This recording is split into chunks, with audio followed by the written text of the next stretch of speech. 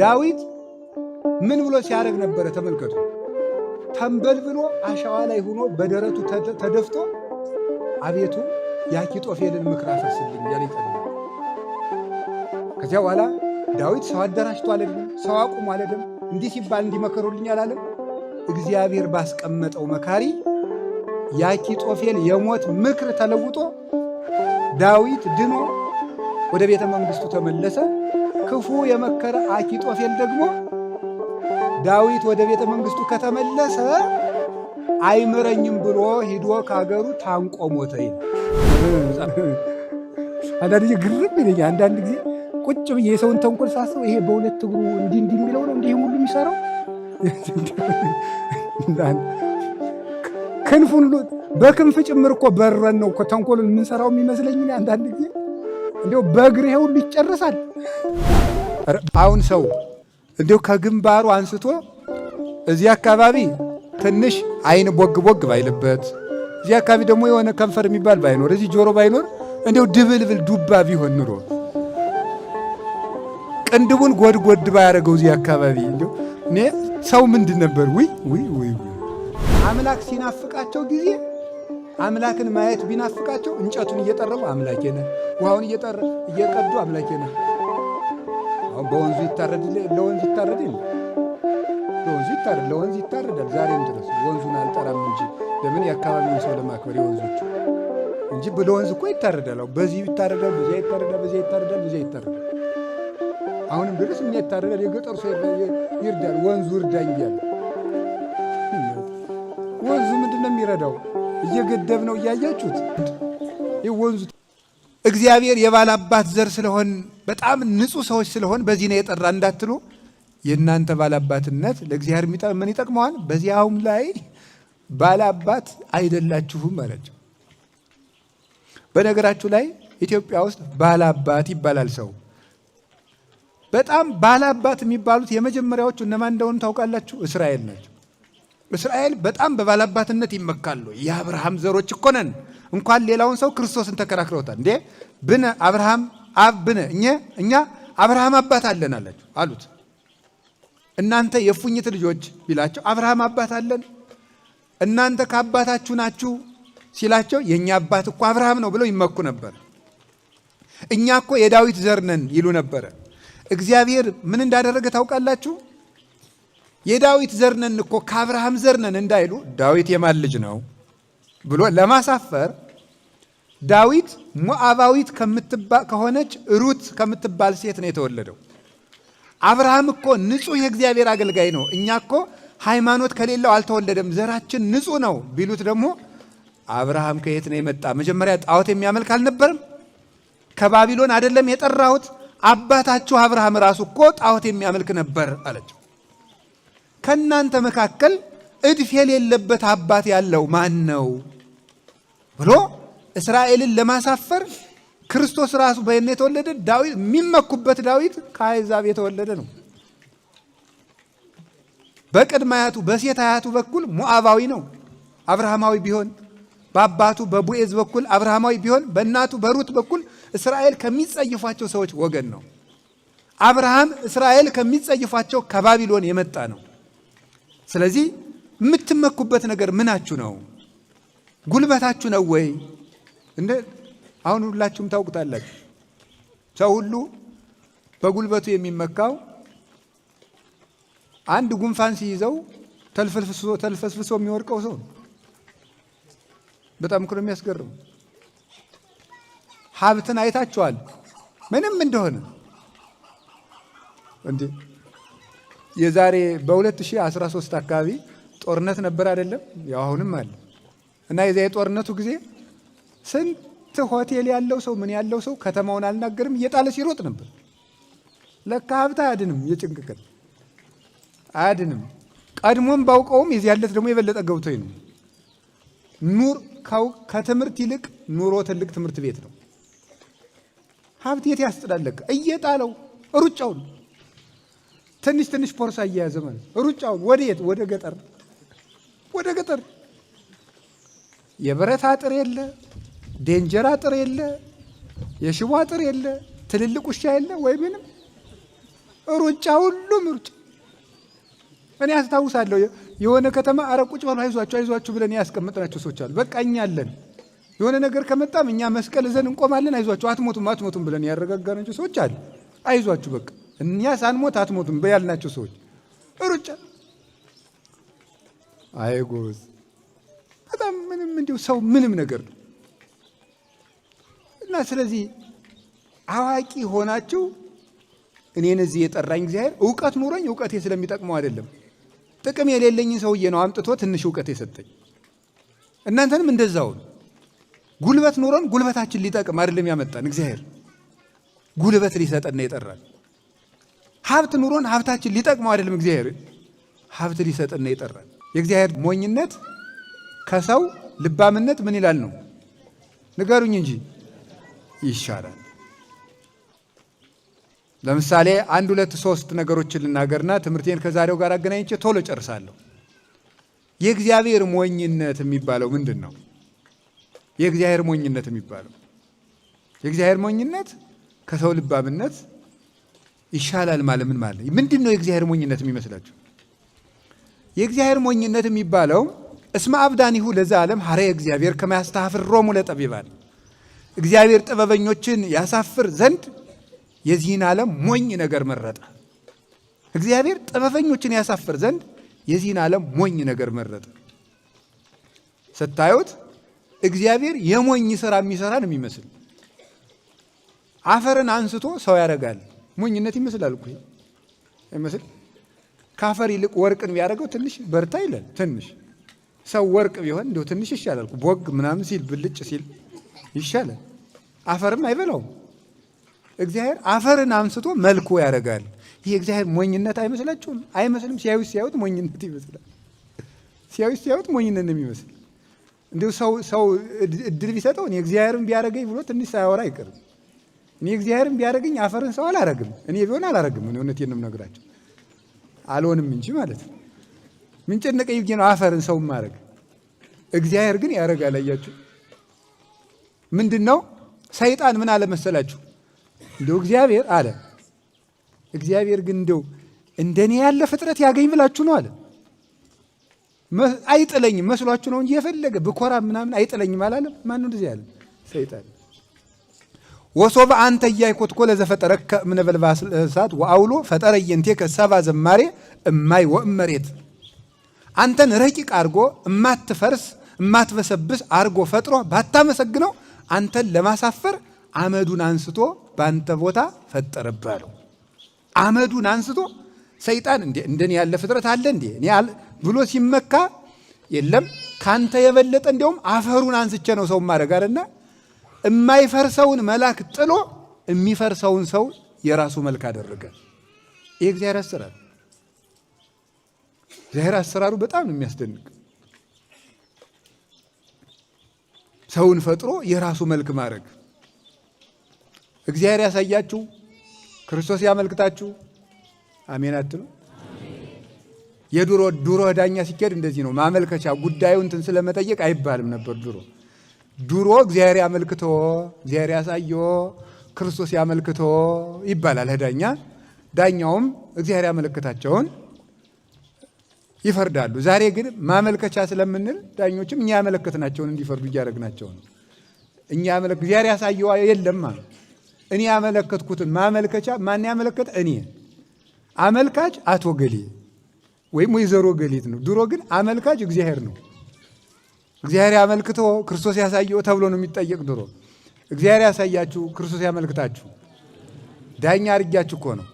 እግዚአብሔር ያሳያችሁ ክርስቶስ ያመልክታችሁ። አሁን ልብ ብላችሁ ስሙ። እግዚአብሔር ፍጹም ውብ ነው። በነገራችን ላይ ውብ ማን ነው ከተባላችሁ ለወደፊቱ መልካም። መልካም ማለት ምን ማለት ነው? ንገሩኝ እንጂ። ውብ ማለት ነው። መልካም ማለት ውብ ማለት ነው። ታዲያ በምድርም ሆነ በሰማይ ትልቁ መልካም ማን ነው? አቤት እግዚአብሔር ነው። አንድ ጸሐፊ ሲናገር ምን ይላል? ትልቅ ውበት ከትንሽ ውበት ያወጣል ይላል። ትልቅ ውበት ከትንሽ ውበት ያወጣል። ትልቅ ውበት ከትንሽ ውበት ያወጣል። ለምሳሌ እግዚአብሔር ውብ ነው አይደል? የእግዚአብሔር ውበት የገባት ነፍስ የዚህን ዓለም ውበት ትንቃለች ማለት ነው። ነፍስ እንተ ጽግብት ጸቃዋ አማር ትሜንን ይላል ሰሎሞን በመጽሐፈ ተግሳጽ ሲናገር። የጠገበች ሰውነት የማር ወለላን እንኳን ትጸየፋለች። ለምን? ጠግባለች። ወለነፍስሰ ርህብት ኩሉ ይጥዕማ ወያስተዕድማ። ለተራበች ሰውነት ግን ምን ያልተፈተገ ገብስም ቢሆን ይጥማታል። ለተራበች ነፍስ። ለጠገበች ሰውነት ግን ማርም ቢሆን ከአንገቷ በላይ ይወጣል። ክርስቶስን የጠገበች ነፍስ የኃጢአት ውበት አይጣፍጣትም ነው። ለምን ይመስላችኋል? አንዳንድ ኃጢአቶች የሚጣፍጡን ገና የክርስቶስ ውበትን ነፍሳችን ስላልጠገበች ነው። እግዚአብሔር መልካም ነው። ብቸኛ ውብ እሱ ነው። አይንኒ እንተ ትርእዮ ኢትጸግብ እማይምሮቱ። እግዚአብሔርን የምታየው ነፍስ እሱን በማወቅ አትጠግብም ማለት ሁልጊዜ እግዚአብሔርን መጥገብ ትፈልጋለች። መላእክት ዘያፈተወሙ ለመላእክት ከመ ያሐውጽዎ፣ መላእክትን ሁልጊዜ ያስመኟቸዋል። ይገርማቸዋል። ታይቶ ሊያዩት የሚፈልጉት ማን እንደሆነ ታውቃላችሁ? እግዚአብሔር ነው። ለምሳሌ የሆነን ሰው እስከምናየው እንቸኩላለን። ስናየው ያልቃል። አገኘ ነው። አሁን አንዳንዱን ሰው እንዲያው ባገኘሁት እንዲያው አንድ ቀን አግኝቸው 5 ደቂቃ እንዲያው አብሬው ቁጭ ብዬ ወይ ሻይ በጠጣው ወይ ባወራው ብለን ቁጭ ብለን 2 ደቂቃ ካወጋ ነው ጨረስ። በቃ አወቅኩት፣ ገሌን አወቅኩት፣ ወይም አቶ ገሌን ወይ ዘሮ ገሌን እኮ አገኘዋቸው እኮ አወቅኩት። ከዚያ በኋላ በቃ አወቅኩት ብሎ ዝም ይላል ሰው ማለት። እግዚአብሔር ግን ሲያውቁት እንደገና ሊያውቁት ያስመኛል። ሲያዩት እንደገና እዩኝ እዩኝ ይላል። ሲወዱት እንዲወዱት ያደርጋል። ሲያገኙት እንደገና ከእሱ ጋር መኖር ይናፍቃል። እግዚአብሔር እንደዚያ ነው። ይህ የእኔ ደካማ ቃላት ናቸው እነዚህ። ታዲያ እንዲህ የሆነው እግዚአብሔር ብቻውን ውብ ሆኖ መኖር ሲገባው በሰው ልባምነት ቢሆን ይሄን መልኩን ግን ለማን ነው የሰጠ? ለሰው። እስኪ ለሰው በሉ። ሰው የማን መልክ ነው? የእግዚአብሔር ነው። ፍጡር ቢሆን ብቻውን ነበር መልከኛ የሚሆነው ማለት ብቻውን መልከኛ ሆኖ ይኖራል እንጂ ማን መልኩን ለሰው ያጋራል? እስቲ አሁን የእናንተ ብቻ ጥሩ አይን፣ ጥሩ አፍንጫ፣ ጥሩ ጆሮ ቢኖራችሁ ይሻላል ወይም እንደናንተ ሁሉም ሰው ጥሩ ጆሮ፣ ጥሩ አፍንጫ ይኖር ቢባል ተሰጣላችሁ? ባይሆን እንደው ጌታ አፍንጫዬን አትርፍልኝ አይልም ሰው ይላል። ሰው ቢሆን ሰው ነው። ባይሆን እኔ በአንድ ነገር ለየት ልበል እንጂ ጌታ እንዴ አንድ ነገርማ ለየት አድርገኝ እንል ነበረ። እግዚአብሔር ግን እንዴት ታዲያ ሰው መከራውን ፋሽን በመግዛት ልቡ የሚፈርጠው ለየት ብሎ ለመታየት እኮ ነው አይደለም እንዴ? ለየት ብሎ ለመታየት እኮ ነው ሰው ልቡ ወልቆ የሞተው። ለየት ብሎ ለመታየት አይደለም እንዴ? ሰው ደህና ልብስ ለብሶ መርካት ቢያቅተው ቀዳዳ ሱሪ መግዛት የጀመረው ለየት ለማለት እኮ ነው። ሰው እንዲህ ያለ ኢጎይስት ራስ ወዳድ ፍጡር ነው ሰው። እግዚአብሔር ግን ለእኛ ሞኝነት የሚመስለን ምን ነው ብቻውን ውብ በሆነ የምንልበትን የእኛም ልባምነት ትቶ በሱ መልካምነት ውብ አድርጎ ፈጠረን። ለምድር ውበትን ሰጣት፣ ለሰማይ ከዋክብትን ሰጣቸው። አሰርጎኮ ለሰማይ በከዋክብት ለምድርን ይበስነ ጽጌያት ይላል ቅዱስ ያሬድ። ሰማይን በኮከብ አስጌጥከው፣ ምድርን በአበባ አስጌጥከው። ይህ የእግዚአብሔር ለጋስነት ነው። ለምድር ውበትን ሰጣት። አበቦችን እስኪ ተመልክቷቸው። ርእዩ ጽጌያተ ገዳም ዘከመ ይልህቁ አለ ጌታ ማቴዎስ 6 ላይ። እስቲ የምድረ በዳ አበቦችን ተመልክቷቸው። አይፈትሉም፣ አይደክሙም፣ ግን እግዚአብሔር የሰጣቸውን ቦግ ያለ መዓዛ ያለው ታይቶ የማይጠገም አበባ ይለብሳሉ። ከመልካምነቱ ለምድር የአበባን ውበት ሰጣ። ከመልካምነቱ ለዛፎች አረንጓዴ ውበትን ሰጣቸው። ከመልካምነቱ ከማይጠገም ውበቱ ለፀሐይ የሞቀ የደመቀ ብርሃንን፣ ለጨረቃ የደመቀ ብርሃንን፣ ለከዋክብት ስነ ብርሃናትን ሰጣቸው።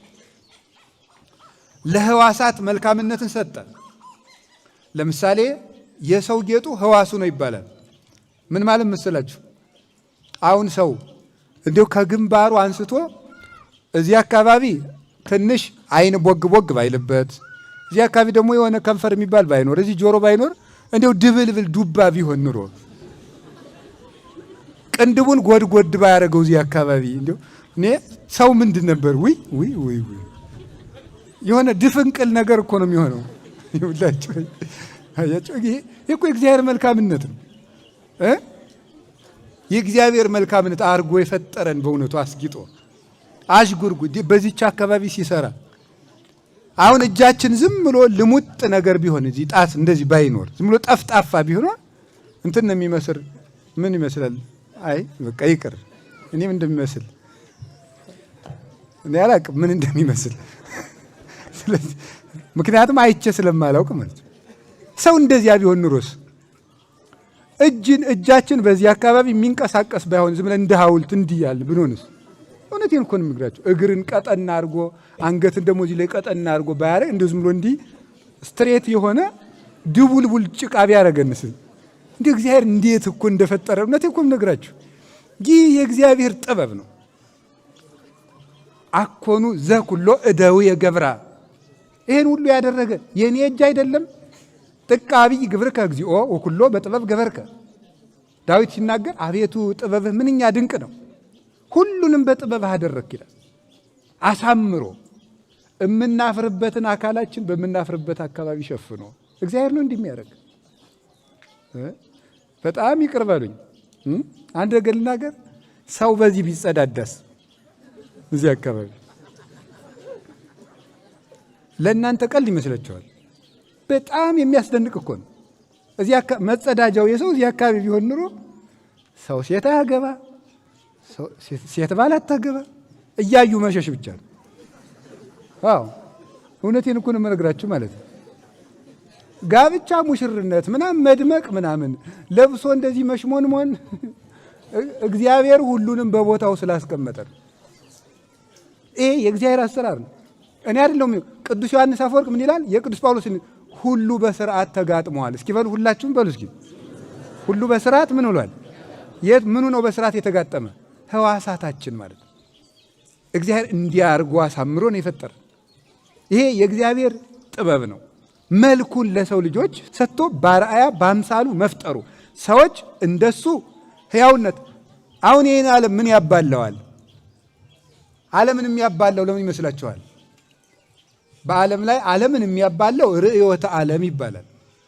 ርዕዮተ ዓለም ይባላል። ዓለም የሚያባለው ካፒታሊዝም የሚባል አለ፣ ሶሻሊዝም የሚባል አለ፣ ኢንዲቪዥዋሊዝም የሚባል አለ፣ ሂውማኒዝም የሚባል አለ፣ ኮንዘርቫቲቭ ሊበራሊዝም የሚባል አለ። ብዙ አይነት ርዕዮተ ዓለም አለ። ርዕዮተ ዓለም ማለት ዓለምን የምታይበት ላይንህ የገጠምከው መነጽር ማለት ነው። ለጭንቅላት የገጠምክበት ማያ ማለት ነው። ስለዚህ ለምሳሌ አሜሪካ ካፒታሊዝም ትከተላለች፣ ራሻ ሶሻሊዝም ትከተላለች። ይሄ ሁሉ ምንድን ነው ይመስላችኋል? ብቻዬን ልብላ ነው። ሌላ ነገር ብቻዬን ልብላ ነው። እኔ ልኑር። ሌላው ሀገር ደግሞ ምን ሁነኝ ነው? የኔ መኖሪያ ሁነኝ። ሌላው ደግሞ የለም ማን ከማን አንሶ እኔ ባንተ ላይ ይኖራለሁ ሲባል እኩል ይሆናል፣ ጦርነት ይመጣል። ማን ኗሪ ማን መኖሪያ ይሆናል ብሎ ይጣላሉ ማለት ነው። በዓለም ላይ ያሉ ቁርቁሶች ሁሉ ከምን የሚመጣ ነው? ከዚህ ስግብግብ ከሆነ ራስ ወዳድነት የሚመጣ ነው።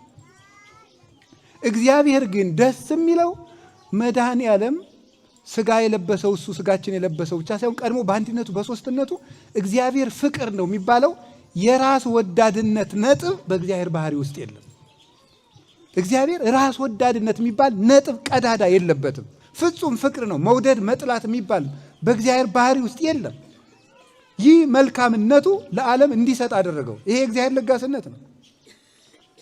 ሰው ብቻዬን ልኑር ይላል። እግዚአብሔር የዘላለም ሕይወትን ለፍጥረቱ አጋራ ሰጠ። ሰው ብቻዬን ልወቅ ይላል። እኔ ብቻ ሊቅ። እንደ አንዳንዱ ሰው እኮ እሱ ያነበባትን መጽሐፍ እኮ ለሰው አይነገርም። እንደው እችን ነገር ምን መጽሐፍ አነበብካት? አንድ መጽሐፍ ነው፣ ሩቅ ነው በጣም ብዙ አይገኝም። እኔም እንደው የሆነ ሰው ልኮልኝ ነው። አሁንስ ደግሞ ከኮምፒውተር ጠፋ መሰል። አቤት አቤት ሊቁ መጽሐፊቱን ደብቀ ሊቅ ልትሆን ማለት ነው። እንዲሁ በሞቀ ነው እንጂ በሰበሰበ ነው እንጂ ሶላር የሚገኘው ፀሐይን ለብቻ ስላገኛት ነው እንዴ?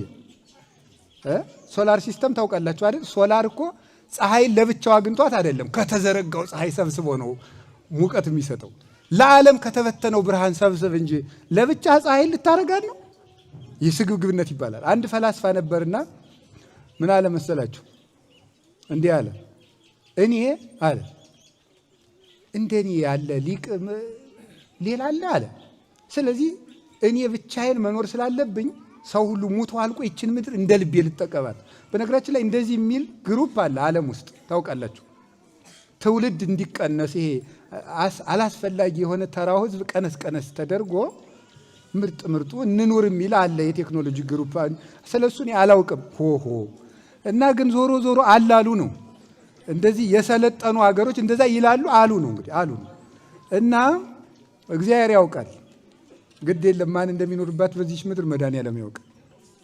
እንደዚህ ይሄን ነው እኮ የእግዚአብሔር ሞኝነት ይሻላል ያልኩት። ከዚያ በኋላ ያ ሰውዬ ምን እንዳደረገ ታውቃላችሁ?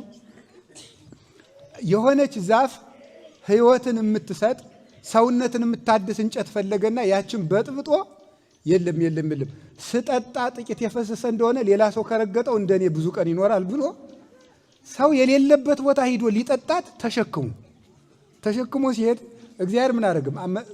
መልአክ ላከና ገንቦውን ከትከሻው ላይ ሰበረበት።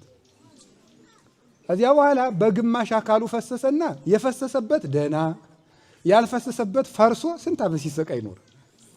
ይሄ ሰው በልባምነቱ አይኖር። አንዱ ደግሞ ምን አደረገ? እኔማ እንደው ሊቅ ነኝ እንደው እኔ ስሞት የኔን ስጋ አፈር አይነካውም እንዳልቀበር አለና በብልሃቱ እኮ ነው የኔ ስጋ እንዳይቀበር ተማሪዎች ምን ልበላቸዋለሁ? የፍልስፍና ተማሪዎችን የኔ ስጋ እውቀት ስለሚገልጽ ስሞት ብሉኝ አለ። ከዚያ ምን አደረጉ መሰላችሁ?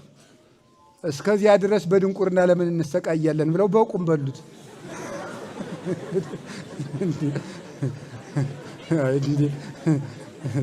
እንዴ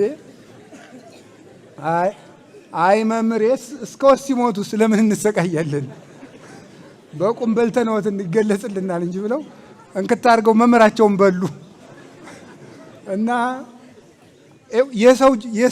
የሰው ልባምነት ይኸው እንደዚህ ይኸው የእግዚአብሔር ሞኝነት በሉ እስኪ። የእግዚአብሔር ሞኝነት ከሰው ልባምነት ምን ይላል? አዎ ከዚህ ዓለም ጋር ልባም ከምንሆን ከእግዚአብሔር ጋር ሞኝ ብንሆን ይሻላል። ከእግዚአብሔር ጋር ሞኝ መሆን ነው የሚሻለው። እግዚአብሔር እንዲህ አድርጎ ዓለምን አዳነ። ለዓለም ልግስናውን ሰጠ። ከዚያ በኋላ ተመልከቱ፣ እግዚአብሔር በዚህ ዓለም ሲመጣ ወደዚህ ዓለም መጥቶ ሰውን ሊያድን ሲል ምንድን ያደረገ? ዲያብሎስ ከዛሬ ጀምሮ አዳምና ልጆችን ልቀቅ በቃ ብሎ ብርሃን ቦግ እያደረጋል ለሚመጣ ምንድን ያደረገ የመጣው? የሰው ስጋ ለብሶ እያለቀሰ ነው። ይሄ የእግዚአብሔር ሞኝነት ይባላል። የሰው ስጋ ለብሶ። ለዚህ ነው እኮ ለአይሁድ ይመስሎሙ ዘንጌጊ ወለአሕዛብኒ ዘነአብድ። እግዚአብሔር ሰው ሆነ ስንላቸው አይሁድ ሕግ የምናፈርስ ይመስላቸዋል። ሃይማኖት ለሌላቸው አሕዛብ ስንናገርና እናንተ ሞኞች ተላሎች፣ እንዲያው እግዚአብሔር እንዲያው ቢደክመውስ እንኳን በረታ ይባላል እንጂ እግዚአብሔር ደከመ ተብሎ መጽሐፍ ይጻፋል? እግዚአብሔር እንዲያው ባይኖርስ እንዲያው አለ ይባላል እንጂ እግዚአብሔር ሞተ ይባላል? ጅልነት አይደለም? እግዚአብሔር የሰው ጡት ጠባ። እግዚአብሔር በሴት ማህፀን አደረ 9 ወር። እግዚአብሔርን ሴት አጥብታ አሳደገችው። እግዚአብሔር ስጋ ለበሰ። እግዚአብሔር ተራበ። እግዚአብሔር ተጠማ። እግዚአብሔር ታሰረ። እግዚአብሔር እርኩስ ምራቅ ተተፋበት። እግዚአብሔር ተቀበረ ይባላል እንዴ? አዎ ይባላል። ለምንድን ነው የሚባለው? ከዚህ ዓለም ልባምነት ንገሩኝ እንጂ የእግዚአብሔር ሞኝነት ይሻላል። እኛ በልባምነታችን የለም እግዚአብሔር ማለት በጣም ትልቅ ስለሆነ 3 ክንድ ስንዝር ቁመት ይዞ በዚህ ምድር መጣ አይባልም። ለምንም አይባለው። የእግዚአብሔር ጥበብ ነው ይሄ። ወለነሰ ዘነአምን እስመ ክርስቶስ ኃይለ እግዚአብሔር ጥበብ እግዚአብሔር ውእቱ። ለምናምን ግን ክርስቶስ የእግዚአብሔር ጥበብ ነው። የእግዚአብሔር ጥበቡ በጣም ይደንቃል። እግዚአብሔር እንዴት ሰው ሆኖ ይወለዳል። እዚያው ሆኖ ቢያድነን ምን አለ? ምን እዚህ ምድር መጥቶ አመላለሰው? እግዚአብሔር ተራባ አይባልም። አንተ ለእግዚአብሔር ክብር ልትጠነቀቅለት ማለት ነው። እግዚአብሔርማ ራባው አይባልም። እግዚአብሔርማ ሴት አትወልደውም። ለምንድን ነው የማትወልደው? አናጺ በሰራው ቤት ገብቶ ቢያድር ሞኝ ይባላል? አላዋቂ ይባላል? አናጺ ቤት ይሰራና ራሱ በጠረበው እንጨት ገብቶ ቤቴ ብሎ ያድርበታል።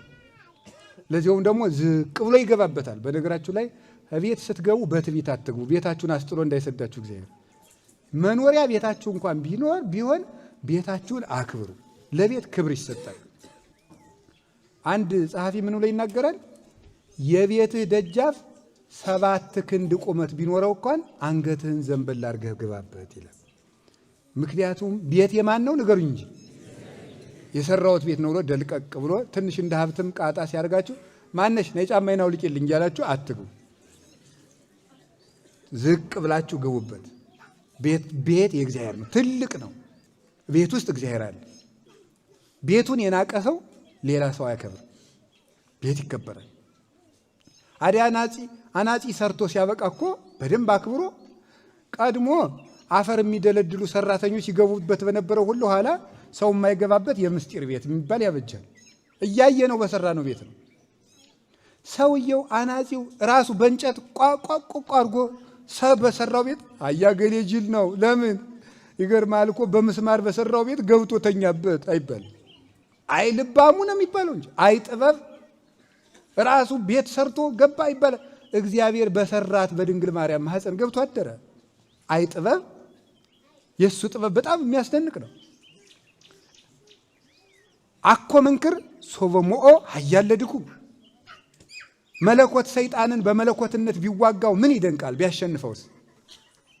የሰው ስጋ ለብሶ መጥቶ ግን ሰይጣንን ድል ስለነሳው ይገርማል። ፍጥረት ለምንድን ነው አምላክ ሰው የሆነ? እንደኛማ እግዚአብሔር ጭቃ ባይነካው፣ እግዚአብሔር አፈር ባይነካው፣ እግዚአብሔር በምድር ላይ ባይሄድ ይሄ የኛ ልባምነት ነው። አረ እንኳን መሬት ላይ መጣ እንኳን በረት ውስጥ ተኛ የኛ ትዕቢት እንዲሙኑ አራቀልን ነው። ማን አራያ የሆነን ነበረ? አርታ ሀገሪነ ውስተ ፍኖተ ሰላም ትትናን ማን ያሳየን ነበረ? ይሄው ክርስቶስ በረት ላይ ተኝቶ አሳይቶን እንኳን ትዕቢታችን አላስቀምጥ ብሎ የለም ወይ? ሰው እንደምንንቅ ተመልከቱ። ስለዚህ ክርስቶስ ለምንድን ነው ወደዚህ ዓለም የመጣ? እኛማ እግዚአብሔር እንኳን አፈር ሊነካው እንዲሁ ባይታይ ተሰውሮ ቢኖር ይሄ የኛ ልባምነት ነው። እሱ ግን እንኳን ታየ። ለምን ተማሩ እምኔ እስመ አነ ትሑት ወየዋህ በውስተ ልቤ፣ ከኔ ተማሩ እኔ ትሑት ነኝ በልቤ ትሑት ነኝ የዋህ ነኝ አለ። በአፍ ትሑት መሆን ለማንም አያቅትም። በልብ ትሑት መሆን ግን በጣም ተራራ ነው። በአፍ ትሑት መሆን ጤና ይስጥልኝ እንዴት ናችሁ ጉልበት መሳም ምንም እንዲሁ አይከብድም በአፍ። በልብ ትሑት መሆን ግን በጣም በጣም በጣም በጣም በጣም በጣም በጣም የቅድስና ሁሉ መሰላል ናት የልብ ትሕትና። ያችን ማን ያሳየን ነበር? ማን ያሳየን ነበር? እንዲያውም ጎርጎርዮስ ዘአርማንያ የተባለ ሊቅ ሲናገር አሕዛብ የአምላክ ናፍቆት ነበረባቸው ይላል። አምላክ ሲናፍቃቸው ጊዜ አምላክን ማየት ቢናፍቃቸው እንጨቱን እየጠረቡ አምላኬ ነህ፣ ውሃውን እየቀዱ አምላኬ ነህ። አሁን በወንዙ ይታረድ ለወንዝ ይታረድ ለወንዙ ይታረድ ለወንዝ ይታረዳል ዛሬም ድረስ። ወንዙን አልጠራም እንጂ ለምን የአካባቢውን ሰው ለማክበር የወንዞቹ እንጂ ለወንዝ እኮ ይታረዳል። በዚህ ይታረዳል፣ በዚያ ይታረዳል፣ በዚያ ይታረዳል፣ በዚያ ይታረዳል። አሁንም ድረስ የሚያታረዳል። የገጠሩ ሰው ይርዳል፣ ወንዙ እርዳኝ እያለ። ወንዙ ምንድን ነው የሚረዳው? እየገደብ ነው እያያችሁት። ይህ ወንዙ ተገደበ እኮ አለቀ። ቆም ስንለው ቆመ። አባይም ይቆማል። ጣናንም ቀድቼ ጠጣዋለሁ። ምናን ብፈልግ ቦያ አጠጣበታለሁ። ይሄ አትክልት ስፈልግ ጭቃ አቦካበታለሁ። እኔ የጭቃ ማቡኪያ አልሆንም አይልም፣ አቦካበታለሁ። ውሃ ደግሞ ምንድን ነው የሚረዳው? ደግሞ ውሃ ሲጠጡት ይረዳል። እውነት ሲያጥቡበት ይረዳል። ሰው አምላክ ሲናፍቀው አምላክ ሲርቀው ቅርቡን አምላክ ያደርጋል። አምላክ ሲርቀው እንደውም ኢሳይያስ አሕዛብ ብሎ ሳቀባቸው። እንጨቱን ትቆርጠዋለህ፣ ግማሹን አንድደህ ለብርድ ትሞቀዋለህ፣ ግማሹን ስጋ ጠብሰህ ትበላበታለህ፣ ግማሹን አልጋ ሰርተህ ትተኛበታለህ፣ ግማሹን አምላክ አድርገህ ታመልከው ይላል። እንዴት ዓይንህ አያይም ጆሮ አይሰማም? አዲያ ጎርጎርዮስ ዘአርማንያ ምን አለ? አሕዛብ አምላክን የማየት ናፍቆት ቢኖርባቸው ክርስቶስ አምላክን ማየት ከናፈቃችሁ ይሄው የእናንተን ስጋ ለብሼ መጣሁ አለና ሊዳሰስ መጣ። አሁን እውነት በሩቁ ሳይሆን ታየ። እንነግረክሙ በይንተ ነገረ ሕይወት፣ የሕይወትን ነገር እንነግራችኋለን። ዘሰማዕናሁ ባይዛኒነ፣ በጆሮአችን የሰማነውን፣ ወዘርእይናሁ ባዕይንቲነ፣ በዓይኖቻችን ያየናውን፣ ወዘገሰስናሁ በእደዊነ፣ በእጆቻችን የዳሰስነውን። ሕይወትሰ ተአውቀት ለነ፣ ሕይወትን አይተናታል አለ ዮሐንስ። አንደኛ ዮሐንስ ምዕራፍ 1 ላይ ሕይወትን አይተናታል፣ እውነትን አይተናታል፣ እውነትን አውቀናል። ክርስቶስ የመጣው በእግዚአብሔር ጥበብ ነው፣ በሰው ጥበብ አልመጣም። በሰው ጥበብ ሰዎችን እንደ ድካማቸው ለመጠገን ወደ እነሱ ድካም መጣ። አምላክን መዳሰስ የሚፈልገው ባክኖ የማይቆመው የሰው ልጅ ልቡና እንዲያርፍ ሊዳሰስ በእኛው ሥጋ መጣ። ትዕቢተኞች ነበር፣ ትሕትናን ሊያስተምረን መጣ። እየተለያየን አስቸግረን ነበረ፣ አንድ ሊያደርገን መጣ። ይህ የእግዚአብሔር ጥበብ ነው። ከዚያ ምን እንዳደረገ ታውቃላችሁ? ክርስቶስ ወንጌልን አስተማረና ያስተማራቸው ደቀ መዛሙርት ሁልጊዜ በቤተ ክርስቲያን የምመካበት ነገር ነው። ይሄ ነገር በነገራችሁ ላይ በጌታችን በኢየሱስ ክርስቶስ ታሪክ ውስጥ ከሚያስመኩኝ ነገሮች አንዱ ይሄ ነው። በምድር ላይ መጥቶ ጌታ ስንት ተማሪ ነው የመረጠው? ንገሩኝ እስኪ ንገሩኝ እንጂ 12። 12ቱ ደግሞ ምን አይነት ተማሪዎች ናቸው? ገበሬዎች ናቸው። አሁን በዚህ አላችሁ አይደል? የፎገራ ገበሬ ያለ አይደል? በዚህ አላችሁ የላችሁም? አለ እያየዋቸው ነው። ያው ፎጣቸውን ጠምጥመው አሉ። እዚህ ረጅም በትር ነው የሚይዙ እዚህ የፎገራ ገበሬ። አዎ እንትን ነው ይሄ ጅብ ምናምን ጉማሬ የሚጠብቁበት ነው፣ ለሌላ አይደለም። ለጉማሬ መጠበቂያ ረዘም ያለ በትር ይይዛሉ። እና እናንተንም ደግሞ እግዚአብሔር ያቆያችሁ። ለምን ገዳሙን ጠብቀው ከሰው ያደረሱ እነሱ ናቸው። ይህን ገዳም ጠብቀው መነኮሳቱ ቢርባቸው ስንቅ እያቀበሉ ሲቸግራቸው እየደረሱ ገዳሙን የጠበቁት እነሱ ናቸው። ቅዱስ ቂርቆስም ደግሞ ለእነሱ እረኛቸው ነው። አሁን የቅዱስ ቂርቆስ ገርል ባዝመራችሁ በሙሉ ይዞራል አይደለም? አሁን ክረምቱ አሁን ይዞራል፣ ለገበሬው ወጥቶ ይዞራል፣ ይታጠናል። እዚያው አዝመራችሁ በሰላም ይሸከፋል።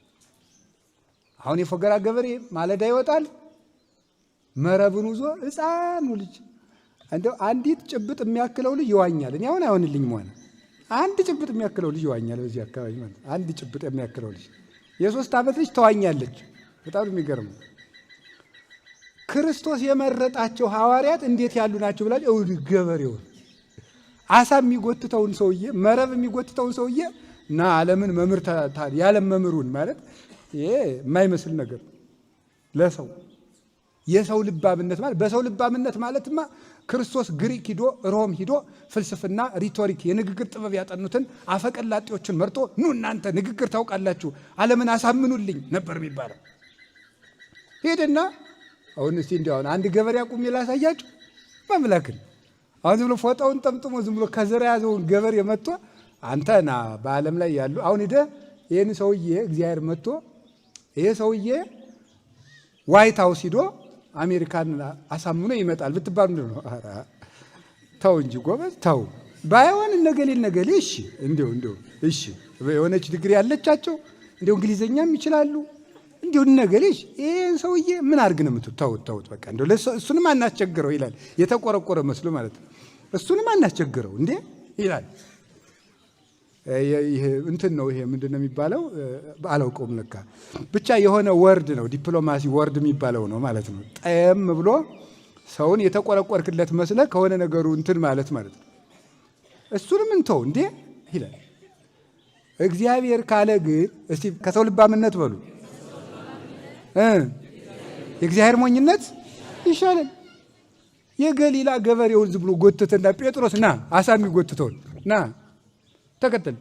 ዮሐንስ ቅዱስ ዮሐንስ አፈወርቅ ሲናገር አንተ ሰው እኔ ትውልዴ በዘሬ የተማረ ሰው የለብኝም አትበል። የተማሩ ሰዎች ዘር ስላልሆንኩ በቤቴ በዘሬ የቤተ ክህነት ዘር የለኝም፣ ወይም በዘሬ እንዲህ ያለ የሊቃውንት ዘር አይደለሁ ለምን ትላለህ? ከሐዋርያት የሊቃውንት ዘር ማን ነው ይላል። ማን ነው የሊቃውንት ዘር? ከሜዳ ነው የተሰበሰባቸው። ናትናኤል ገበሬ ነበር። አባቶቻችን በትውፊት በሬ ከሚያቀነበት ነው ና ብሎ ይጠራ። 12 ገበሬ ሰበሰበና አሳ አጥማጅ ሰበሰበና አሳ መረብ የሚጎትተውን አንዲት አሳ ለዕለት ጉርሱ የሚጥለውን ገበሬ ወሰደና ሂዱና አፈቀልጣፋ በመሆኑ የነገር ስልት ሲያወጡ ለሚውሉት ለግሪክ ፈላስፎች ሂድና ተናገር አለው። ሮም ሂዶ ጴጥሮስ ነው ሂዶ ይኸውላችሁ ፍልስፍና ማለት አመክንዮ ማለት ሎጂክ ማለት ምናምን ማለት ስቴትመንት ማለት አላለም። ጴጥሮስ ምንድን ነው ያለ? ብፁዓን መሐርያን እስመ ሎሙኒ ይምህርዎ። ሮም አደባባይ ሂዶ ጴጥሮስ መጀመሪያ የተናገረው ቃል ምንድን ነው? የሚራሩ ብፁዓን ናቸው ለነሱም ይራሩላቸዋልና። ከዛ 2 ባልና ሚስት ሄዱና መምህር ሆይ መራራት ምንድን ነው አሉ። መራራት ማለት ቀዶ ማልበስ ቆርሶ ማጉረስ ማለት ነው። ለዳራሩ እግዚአብሔር ሀብት የሰጣችሁ ከድሃ ጋር ተካፍላችሁ እንድትበሉት ነው አላቸው። የእነዚያ ሰዎች ቤት እንደ ቤተ መቅደስ ሆነ። ልጃቸው ከቅዱስ ጴጥሮስ ቀጥሎ የተሾመው ሊቀ ጳጳስ ሆነ ቀሊመንጦስ። በእነዚያ ሰዎች ቤትነት የሮምን ቤተክርስቲያን ለወጣት። በኋላ ቅዱስ ጳውሎስ አጸናት። የእግዚአብሔር ልባምነት እና እንዲያውም ልንገራችሁ ክርስትና እውነቱ ነው የሚያኮራኝ። ገበሬ ተሰብስቦ ዓለምን እንዴት አሳመነ? እስቲ ለዚህ ሎጂክ አምጣ እስኪ። እንዲያው ተማርኩ የሚል ሰው ክርስትና እውነት ባይሆን ኖሮ ያልተማሩ ገበሬዎች ሂደው ንግግር አዋቂዎችን 12 ሰዎች በቁጥር አንሰው ዓለምን በሙሉ ስንቅ ያልቋጠሩ ሐዋርያት ባለጸጎችን ወይ ብር እያሳዩ ለወጡት አይባሉ፣ ወይ ሀብት እያሳዩ አይባሉ፣ ወይ በገንዘብ አባብሎ አይባሉ። ሹመት አይሰጡ፣ ለራሳቸው መጠጊያ የሌላቸው ወርቅን ብርን እንዳትይዙ ስንቅን እንዳትይዙ ቤት እንዳይኖራችሁ ብሏቸዋል።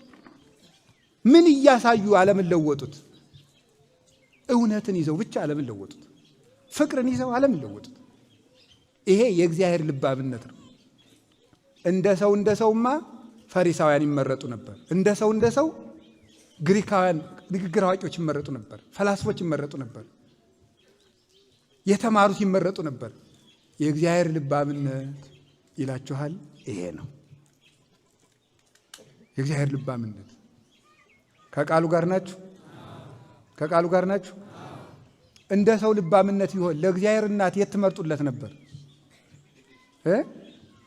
እንደ ሰው ልባምነት ቢሆን ለእግዚአብሔር እናት ቤተ መንግስት አካባቢ እንመርጥለት ነበር። ወርቀ ዘቦል ግምጃ የለበሱ ነገስታት እኮ ሚስት ሲያገቡ በመጽሐፍ ተርጓሚያችን ምንድን ነው የሚባለው? አንዲትን ሴት የንጉስ ሚስት ለመሆን 6 ወር የውጭ ሰውነቷን የሚያጠራ ሽቱ ትቀባለች በንጉስ ትእዛዝ። አስቴር እንደዚያ ነው የተደረገላት። 6 ወር ደግሞ ውሳጣዊ ሰውነቷን የሚያጠራ ምግብ እንድትመገብ ትደረጋለች። ከዚያ በኋላ ለንጉሱ የምትዳር። እንደ ሰው ቢሆን ኖሮ ሽቱ የሚያጣፍጡ ልብስ የሚለዋውጡ በወርቅ የተንቆጠቆጡ የነገስታትን ልጆች ወይዛዝርቱን ለእናትነት እንመርጥለም ነበር። እንደሱ ልባምነት ግን በንጽህና ያጌጠች የድሃ ልጅ ነው የመረጠች። ድንግል ማርያም የድሆች ልጅ ናት። እናት አባቷ ድሆች ናቸው። እሱ የሚያየው የንጽህናን ጌጥ፣ ሰው የሚያየው የልብስን ጌጥ።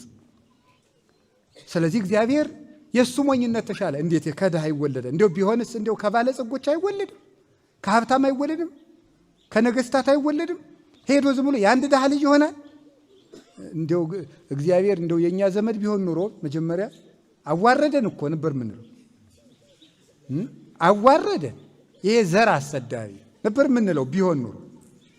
ሄዶ የገሊት ልጅ ይሆናል እንዴ? የትልቅ ሰው ልጅ አይሆንም እንዴ? አሁን እኛ እንኳን በአቅማችን እንኳን ኮርተን ገሊት ጋር ትጋባና ከነገሌ ጋር ትጋቢና ወንዱ ከሆነ እኔ ምን እንደሚል አላውቅም። ሴቶች ግን ጦቴና አውጥቼ ነው የምረግም። እንዲሁ ኩራታችን እኮ ነው። ግርም ነው የሚያደርግ። የነገሌን ታገባና ከፋም በጀም በጣም እንዲያው አሁን አንድ ሰው ሰሞኑን ሲነግረኝ ነበረ። አዲስ አበባ ዝም ብሎ አንድ ሰው በቃ ዝም ብሎ ሲገኝ በቃ ቤት ተሰብሮ ሲገባ ትል እየገነፈለበት ተገኘ። በቃ ዝም ብሎ ማለት በቃ ለካ እንደምንሞት የገባኝ አሁን ነው አለኝ አንድ ሰው። ያየ ሰው እንደዚህ አሁን ያየ ሰው ማለት በአራተኛው ቀን ድረስ ትሉ ከቤት አለቅ ብለው ማለት አለቅ። ሰዎች ተጸይፈው በፔስታል ቋጥረው እየጎተቱ ወደ መቃብር ሲወስዱ ዘመድ ደግሞ የለው በፔስታል ተደው መንገድ እየተጎተተ ይህ የነገሌ ልጅ ብትሉት ሁላችንም እንተላለን። በቃ እንሸታለን፣ እንለወጣለን፣ እንሞታለን፣ እንበሰብሳለን። አስጸያፊዎች ነን። በተቀበርን በሶስተኛው ቀን መቃብራችን ሰው ያሳልፍን። እንደዚህ ነው። በእኛ ልባምነት ግን እንደዚህ ያለውን ስንመጥ ከነገሌ ነው የምትጋባ ከነገሌ ነው ብለን መልክ ስናወጣ መስፈርት ስንቀምር እንላለን። የእግዚአብሔር ልባምነት ግን ቅድስናን ያህል በሰው ልባምነት እሱን ከቃሉ ጋር ናችሁ። እግዚአብሔር ከሁላችን ጋር ይሁን። ስለዚህ ሳሙኤል ንጉሥ ሹምልኝ ብሎ እግዚአብሔር ቢሰደው ምን አደረገ? መልከኛውን ኤልያብን አይቶ አራ ዝውቱ ዛሬው እግዚአብሔር ህሪው ለእግዚአብሔር እግዚአብሔር የመረጠው ይህ ነው አለው። አይ እኔ አልመረጥኩት። አኮ ዘከመ ይሬኢ ሰብ ዘይሬኢ እግዚአብሔር እስመ ሰብ ይሬኢ ገጸ ወእግዚአብሔር እሰ ይፈትን ልበ ወኩልያተ። እግዚአብሔር እንደ ሰው አስተያየት አያይም አለ። እግዚአብሔር እንደ ሰው አስተያየት አያይም። ሰው ፊትን ያያል፣ እግዚአብሔር ልብን ያያል አለው ለሳሙኤል እግዚአብሔር ማለት። ስለዚህ መጨረሻ ምን ተመረጠ? እሱ መልከኛውን አይቶ ረጅሙን አይቶ ኤልያብን ሲመርጥ ይሄ ነው ለንጉሥ ለእግዚአብሔር መንግስት የሚገባው ደርበብ ብሎ የሚታይ ሲል እግዚአብሔር ግን በግ የሚጠብቀውን ዳዊትን አመጣ። ይሄ እግዚአብሔር ልባምነት። የእግዚአብሔር ሞኝነት ከሰው ልባምነት ይሻላል። ጠቢብ ውእቱ ዘያረስ ምክረ መካሪያን ተባ ውእቱ ዘያደቅቅ መዝራዕተ ኃያላን ይላል ኤጲፋንዮስ በቅዳሴው። የጥበበኞችን ምክር የሚያፈርስ ጠቢብ ነው፣ የኃያላንን ክንድ የሚያደቅ ብርቱ ነው ይላል። ምክርን በምክር ይሽራል እግዚአብሔር። ፍጹም ጠቢብ ነው። ዳዊት በተሰደደ ጊዜ ስደት ላይ ሆኖ ከዚያ ምን አደረገ መሰላችሁ? አቤሴሎም የገዛ ልጁ መንግስቱን ቀምቶ የአባቱን ሚስቶች አስነውሮ አባቱን አሰደደ። ከእንዲህ ያለ ክፉ ልጅ እግዚአብሔር ያድናችሁ። እንዲያው በዚያውም አንድ ነገር ልንገራችሁ። አሁን እኔ ለምእመናን አንድ ምክር እመክራለሁ። በተለይ ደግሞ አሁን እዚህ በገዳሙን ኮሚቴ ያሉ በጉባኤ ቤታችን ኮሚቴ ሆነው የሚያገለግሉ ምእመናን አሉ። ምስክር ናቸው እነሱ። ጉባኤ ቤት ላይ ኮሚቴ ሆነው ስለሚያገለግሉት አንድ መክራቸው ምክር አለ። ቤተ ክርስቲያን አካባቢ ስትሮጡ ልጆቻችሁን እንዳትረሱ። እናንተ ቤተ ክርስቲያን 10 ዓመት 20 ዓመት ኮሚቴ ሆናችሁ ቤተ ክርስቲያን ስታሰሩ ስትረዱ፣ ልጆቻችሁ ግን ማታ ማታ አታጫውቷቸውም፣ ትምህርት አስተምሯቸውም። መጨረሻ ላይ ዱርዬ ሲሆኑባችሁ የለፋችሁበትን ገዳም እባካችሁ አጥምቃችሁ መልሱልኝ ሲባል ደግሞ በምክር የሚመለሰው በጥምቀት አይመለስም። ስለዚህ ልጆቻችሁን ጥላችሁ አትሩጡ እላለሁ። ለብዙ ሰው ነው የምናገረው። እናንተ ቢሆን እንደዛ አድርጉ። አንዳንድ ጊዜም ደግሞ ልጅ ያጣችሁ መካኖች ካላችሁ እግዚአብሔር ልጅ ካልሰጠህ ብላችሁ አትታገሉት። የከለከላችሁ እንደዚህ ያለ ክፉ ልጅ እንዳይሆን ብሎ ነው። እንዲህ ያለ ክፉ ልጅ ይቅርባችሁ ወይስ ይስጣችሁ? እስቲ ንገሩኝ ምእመናን ሳትዋሹ። ይቅርባችሁ። በቃ እኔ ልምረጥላችሁ። አንዳንድ ጊዜ ለልጅ እናት ትመርጥለታለች። ግዴ ለምን ያውቃለሁ እኔ እመርጥላችኋለሁ። ይሄን እንኳን ይቅርባችሁ። ኧረ ተው ይቅርብን በሉ። እግዚአብሔርን የሚክድ ወገን የሚያዋርድ ልጅ ይስጣችሁ ወይስ ይቅርባችሁ? እሰይ በሉ ይቅርብን በሉ። አንድ የማምላክ ኧረ ይቅርባችሁ፣ ይቅርባችሁ። ምን በወጣችሁ። እናታችን እግዚአብሔር ምን እንዳለች ታውቃላችሁ? ጌታ ሆይ አንተን የሚያገለግል ልጅ ስጠኝ። አንተን የማያገለግል ከሆነ ማህፀኔን ዝጋው። የተክለ ሃይማኖት እናት እንዲህ ብላ ነው የጸለችው። አንተን የማያገለግል ልጅ ከሆነ ማህፀኔን ዝጋልኝ። እንዲህ ነው የሚባለው። እንዲያው እግዚአብሔር ጠልቶኝ ልጅ ቢሰጠኝ እንዲያው ምን አድርጌው የዚህን ያህል አትበሉ። ክፉ ልጅ እየከለከላችሁ ነው። የሚጎዳችሁን ልጅ እያስቀረላችሁ ነው። እንኳን ቀረ የታበሉ እግዚአብሔር የመረጠው ልጅ ይምጣ፣ ያልመረጠው ግን ይቅር። አቤሴሎም እንዲያርጎ ሲያሰድደው ዳዊትን ምን አደረገ? አኪጦፌል የሚባል ምክር አለ። አኪጦፌል ምን ብሎ መከረው አቤሴሎምን? ድንኳን ጥለህ የእስራኤልን ሕዝብ ሰብስበህ የአባትህን ሚስቶች ሰው እያየ አስነውራቸዋል። የዚያን ጊዜ እግዚአብሔር ዳዊትን እንደናቀው አይተው እስራኤል በሙሉ ልባቸው ወደ አንተ ይመለሳል አለ ብሎ መለሰው። አሁን ደግሞ እንሂድና አንተ መቼስ የምትፈልገው ያን የዳዊትን ቸብቸቦ ራሱን አይደለም፣ አሁን እኔ ቆርጬ እሰጣለሁ፣ እንሂድና ዳዊትን እንግጠመው አለው። እንደዚህ ብሎ ሲመክር የዳዊት አንገት እንዲቆረጥ ለአቤሴሎም በቤተ መንግስት ተቀምጦ የሚመክር ማን ነው? አኪጦፌል ይባላል። ዳዊት ግን ተሰዷል፣ ምክሩንም አይሰማም። ግን ክፉ ሰው አኪጦፌል የሚባል እንዳለ ስለሚያውቅ እግዚኦ እልዋ ለምክር አኪጦፌል፣ አቤቱ የአኪጦፌልን ምክር አፍርስበት እያለ ይጸልያል። እንዲህ እያለ ሲጸልይ ኩሲ የሚባል ሰው አለ። ይሄን ሰው እየወቁት በደንብ እውነቴን ነው። እስቲ ኩሲ ይበሉ፣ ድገሙ። በዓለም በምክር አንደኛው ሰው ነው። ምርጥ ምክር የሚመክር ማለት ነው። ቅን መካሪ ሰው ማለት እንደው ሁላችሁንም እንደው የኩሲን ልብ ይስጣችሁ። ሁል ጊዜም ቢሆን ጥሩ ምክር ነው መምከር ለሰው። ኩሲ ምን አረገ መሰላችሁ?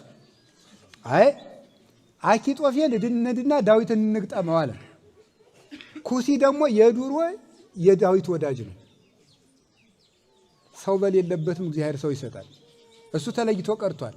አንዳንድ ጊዜ ደግሞ ዘመን ገጠመኝ ብላችሁ የድሮ ወዳጃችሁን አትካዱ።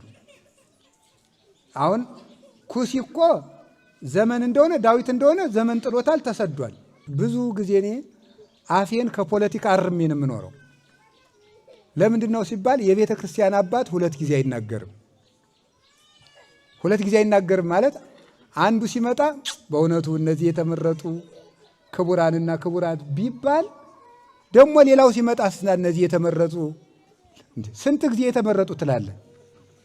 ሰውን በልዩ ተግባሩ ማድነቅ ተገቢ ነው። በልዩ የሚያገለግሉ ባለስልጣናት በጎ የሚሰሩ ከሆነ በስራቸው ሊመሰገኑ ይገባል፣ በአደባባይም በግልም።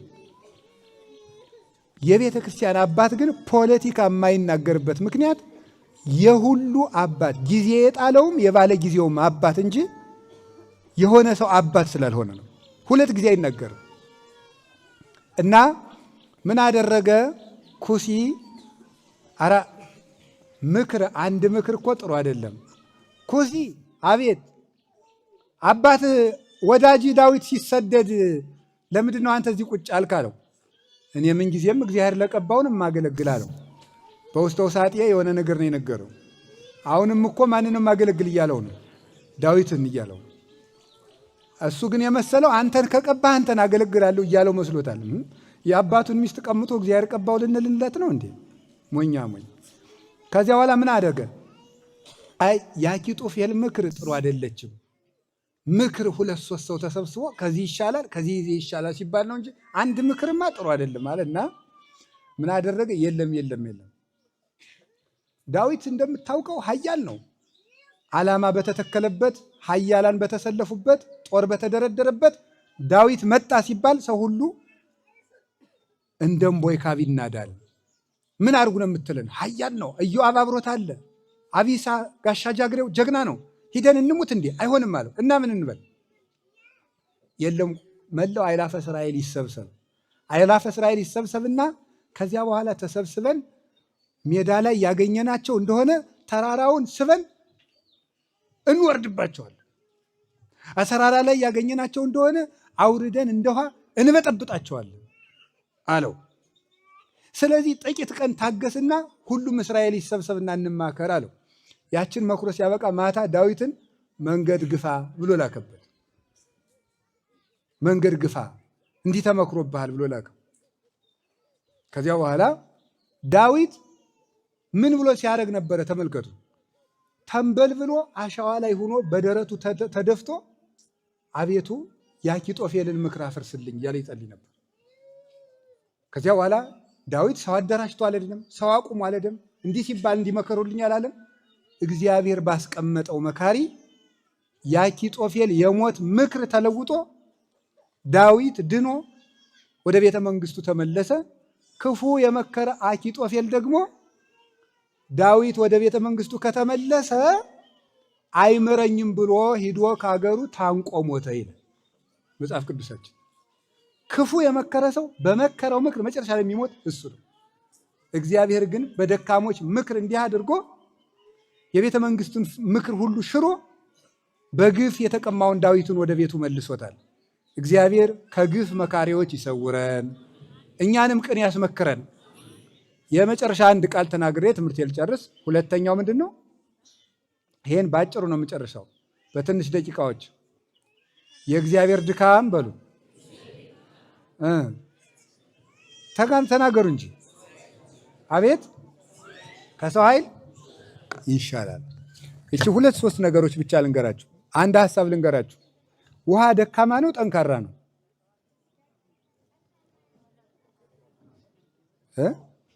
ውሃ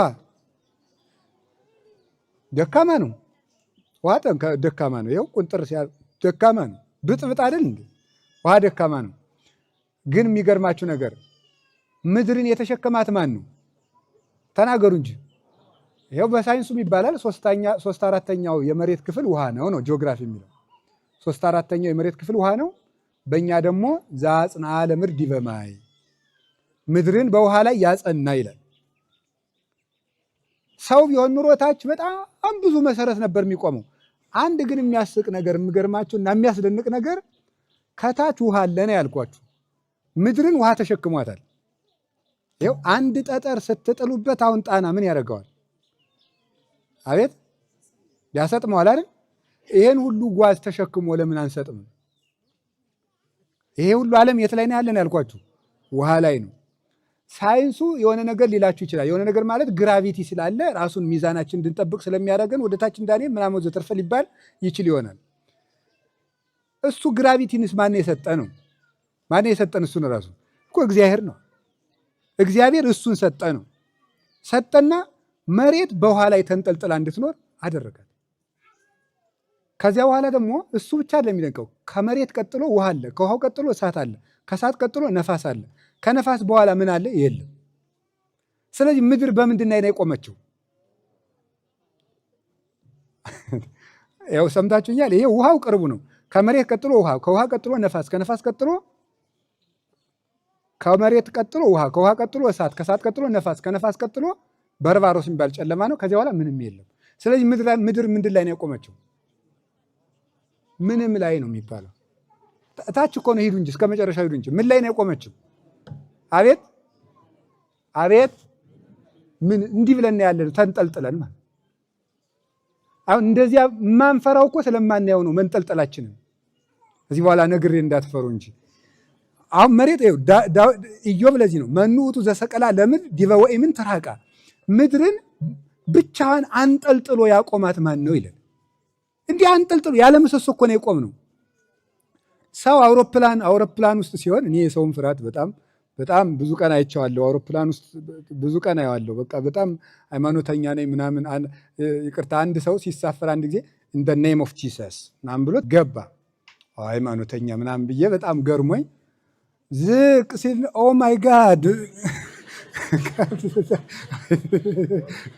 ዛሬው ወረ ድረሱልኝ እና ፈረንጆች ነበሩ ወደ ላሊበላ ነበሩ። ፈርስት ታይም መጀመሪያ ጊዜ ነው ስትበር ይላሉ።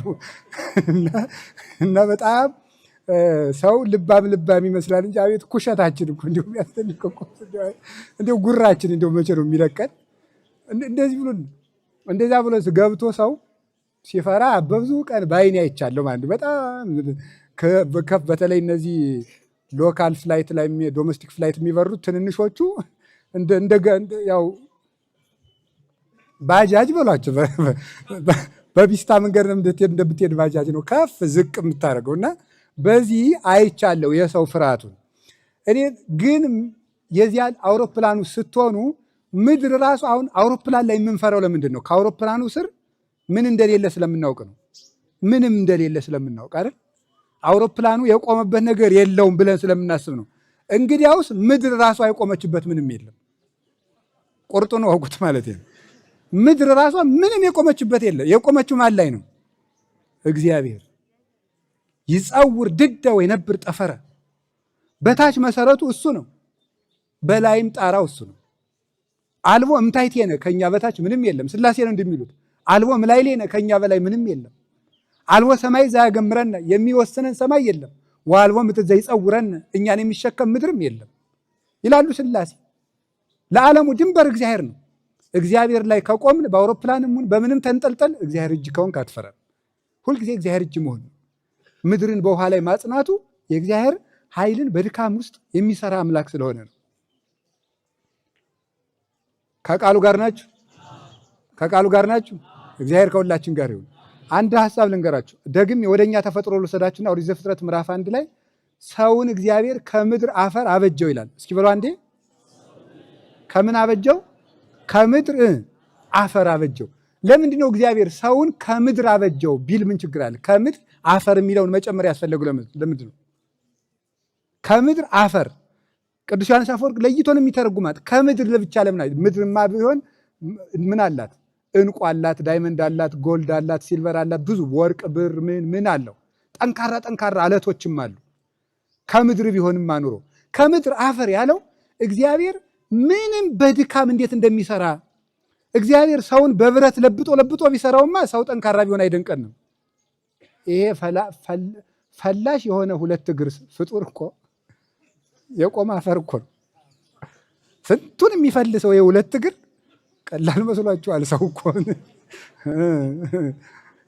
አንዳንድ ጊዜ ግርም ይለኛል። አንዳንድ ጊዜ ቁጭ ብዬ የሰውን ተንኮል ሳስበው ይሄ በሁለት እግሩ እንዲህ የሚለው ነው እንዲህ ሁሉ የሚሰራው ክንፉን በክንፍ ጭምር እኮ በረን ነው እኮ ተንኮሉን የምንሰራው የሚመስለኝ አንዳንድ ጊዜ። እንዲያው በእግር ይሄ ሁሉ ይጨርሳል። በእግር ተሄዶ ይሄ ሁሉ የተንኮል ሀገር ይጨርሳል። ይሄ ሁሉ ተንኮላችን እኮ ሰፊ ሜዳ ነው እኮ። በምን ሩጠን እንደጨረስ ነው ግርም የሚያደርገው። በክንፍም አያልቅ የኛ ነገር። ላጥብላችሁ ነገሩን። ስለዚህ እግዚአብሔር ከምድር አፈር አበጀው የተባለ ከሃሊነቱን ሁሉን ቻይነቱን ሰው ማለት ብን ብሎ ከሚሄደው አፈር ነው የተፈጠረው። አለትን እንኳን ልጠቀም አላለም እግዚአብሔር። እሱ በጠንካራ ነገር ብቻ ሳይሆን በደካማ ነገርም የሚሰራ መሆኑን ለማመልከት አለትን አልተጠቀመም፣ ብረትን አልተጠቀመም፣ አፈርን ነው የተጠቀመ ሰውን ለመስራት። ይሄንን አሳቢ ፍጡር ለመስራት የተጠቀመው አፈርን ነው። ፈርዖንን እግዚአብሔር ለመዋጋት የብረት ሰረገላ አላቋቋመም፣ ሰይፍ አላሳለም። በምን እንደተዋጋው ታውቃላችሁ? ፈርዖንን በቅማል። እግዚአብሔር በቅማል ይዋጋል ታውቃላችሁ? ፈርዖን ሊበላ ሲል ምሳው ላይ ቅማል፣ ሊተኛ ሲል ቅማል፣ ሊበላ ሲል ዝንብ፣ ሊጠጣ ሲል ዝንብ፣ ሊተኛ ሲል ዝንብ፣ ጓጉንቸር። ፈርዖንን እግዚአብሔር የተዋጋው በጓጉንቸር ነው። ፈርዖን የሚጠብቀው ምን ብሎ መሰላችሁ? አይ የእስራኤልን እኮ ወንዱን እየገደልኩት ስለሆነ ስለዚህ ተዋግተው ወደ ሀገራቸው የሚወጡበት ጉልበት የት ያገኛሉ ብሎ ጨርሷል። ይሄ የሰው ብርታት ነው። የፈርዖን ፈረሶቹን ጠንካራ እንዲሆኑ ከማሰቡ የተነሳ ሳር ብቻ ሳይሆን ፍልጥም እየፈለጠ ያበላቸው ነበር ይባላል። ፍልጥ የሚበሉ ፈረሶችን የፈረጥ ሰረገላ ያለው ነው ፈርዖን። እግዚአብሔር ግን ለፈርዖን የሚቋቋም ጠንካራ ሰረገላ ሳይሆን ምን ይልካል? ዝንብ፣ አንበጣ፣ ምን ይልካል? ጓጉንቸር። ለካ እግዚአብሔር በጓጉንቸር ይዋጋል። እግዚአብሔር በአንበጣ ይዋጋል። አለን የምንለው ሁሉ የአንድ ዓመት አዝመራችን በአንበጣ እልም ቢያደርገው እግዚአብሔር ማን ጀግናል? የሰው ጀግንነቱ በምግብ ነው። እግዚአብሔር በአንበጣ ይዋጋል። እግዚአብሔር በዝንብ ይዋጋል። እኛን ግን በዚህ አይዋጋን መድኃኒዓለም።